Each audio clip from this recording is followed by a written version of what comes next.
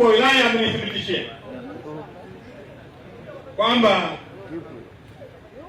gari hii mtakwenda kuisimamia vyema, na wataalamu wamesema hapa gari hii thamani yake ni zaidi ya milioni 100.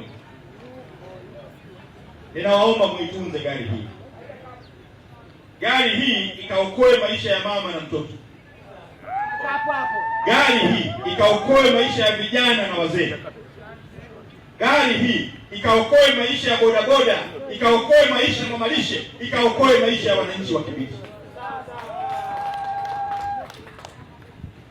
Na sisi ndani ya serikali tutahakikisha kila fursa inayopatikana tutawaangalia wananchi, hasa wale wananchi wenye changamoto nyingi ambao wanapatikana huku Kibiti na maeneo mengine. Hii imeendelea kupendwa na viongozi, na mimi nikuhakikishie kabisa Mheshimiwa Waziri wa Afya kwamba hiki chombo ambacho kimetolewa na serikali leo kwa ajili ya wagonjwa kuwapeleka hospitali za rufaa, tutakitunza, tutakilinda kiweze kutumika miaka mingi, ili wananchi wa kata ya Salale waweze kukitumia, waweze kuona manufaa yake.